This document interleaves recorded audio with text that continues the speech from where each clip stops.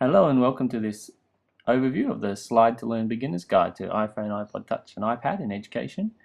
There's a whole bunch of things that mobile learning brings to education, all these different words that you see here, the different abilities that any time learning can bring. So in our guide we decided to cover 4 different main sections. There's the Ask Yourself section where we actually challenge people to have a learning vision, which they need to have in place first, and then think about how mobile learning will enhance that.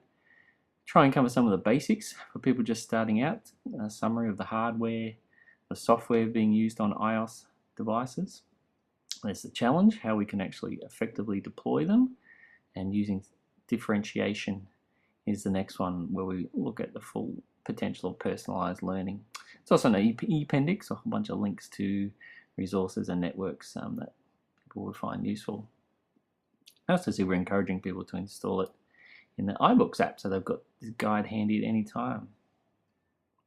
So these devices and how students interact with them are different, and that's one reason why we put together this guide for educators. Now, one of the first questions you need to answer is why, so we try and cover that briefly in the guide as well. Some of these tips are useful for people trying to convince their school boards and councils even as to why they should invest in these devices in the first place. So there's some advice there that we would hope people would find useful.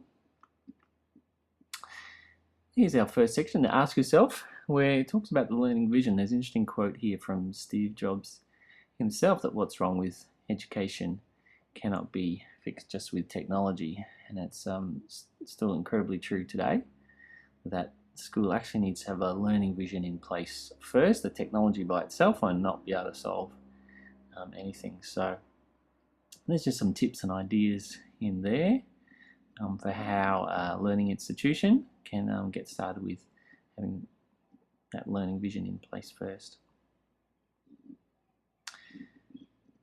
Beyond that, you need to be thinking specifically about, okay, we've got a vision, but how are mobile devices actually going to enhance that or fit into that picture? So again, it's not just about, oh, let's get some fancy mobile devices, but how are we going to integrate those properly with our existing learning vision? And again, so there's some advice and ideas there around how that can be made possible, especially with the potential of mobile learning to break out of the traditional confined classroom. Want to enable a flow of learning is something that schools need to think about, how mobile devices will be able to do that, as well as, hey, you know, this is the technology that students are already choosing. It's another reason why we need to start integrating it. Okay, so here's a quick look at the basics section. Alright, you'll see it's just meant to be a quick summary, a starting off point, but we've got a description here of the different devices, what their basic features are and the different generations, giving some kind of ideas there for people. There's a bit of an overview of iOS itself, the operating system for iPods and iPhones and iPads, and a bit of an overview of the App Store and iTunes and where that fits into the whole picture, syncing, etc. The next section is the challenge section. So now that you know all that basic information and you've got a learning vision in place, how are you actually going to roll it out in your school? And we've got 5 suggested steps that you can see there. And these are all based on the experiences of real teachers out in their classrooms and their schools and what has worked for them. So there's the pre-planning, peer trainers, the play informal learning stage, a formal learning stage, and then we moved on to personalized learning. So there's actually a little spotlight here from one of our teachers about pre-planning. She makes this interesting point that a failure to plan is a plan for the failure of your project. And we've seen too many deployments of these devices where the planning just isn't done and the full benefits don't get realized. The next step, the peer trainers.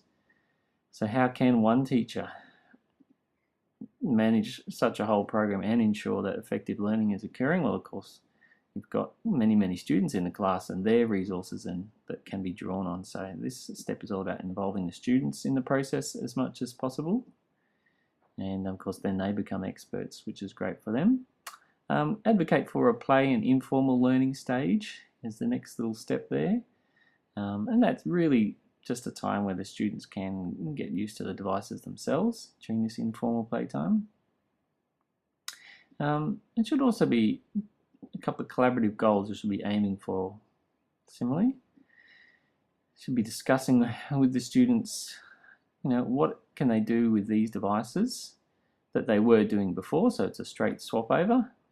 What can they now replace by having these new devices, but also the new things in new ways, where what are the things that they could never do before that are possible, and have discussions around these things and record what the students are saying. That forms the basis for the next part, the formal learning. So the suggestions that they've made for how you can replace what they were doing, and also the brand new things that they can do, and the things which as a teacher you should be looking to incorporate in this next stage, and actually trying out some of their ideas, implementing the lessons, or the things that the students have already suggested. Important thing, there's a suggestion there. You can actually leave your face-to-face lesson time fully available for other things if the students have already used the devices previously to review the content. Okay, next stage, differentiation, personalized learning. This is what becomes fully possible when every student has a device like this, or access to a device like this. And the students can actually start accessing their own information, finding their own apps, their own podcasts, supporting their own learning, and making those learning decisions, and again being less reliant on the teacher for every little step and stage of the learning. You can even come up with some kind of cycle like that one for that process. We've included another little spotlight around personalized learning, again from a teacher who's experienced in this area. So there's a little bit more the theory behind that thinking. We've included a top frequently asked questions section. These are the 3 most asked questions by teachers on some of our discussion lists. And of course, here's the appendix, the links to all the resources and networks. And again, you can see that they're based around the different sections in the guide itself.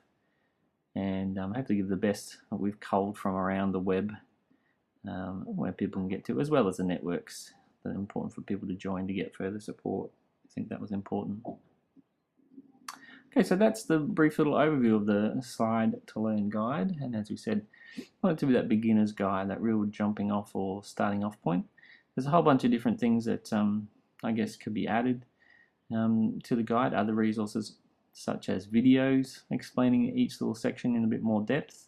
Maybe even interviews with some of the teachers that put together the spotlight sections, where we could get them to explain those a little bit more. There's a couple of expansion ideas, as well as, like I said, the idea of actually making a little support video, one for each of the 4 sections, where we could go into a little bit more depth. And it would also be quite interesting to interview some teachers who have been using the guide, and see about how their progress has been, their comments and feedback on the guide. Some short little interviews around that might be something to look at adding to the guide as well. So hopefully, like we said, it'll help people to realize some of the potential of authentic, personalized, 21st century, etc. learning, just by being a little bit more keyed up and having that beginner's knowledge that they need. Okay, that's the overview. Thanks for listening.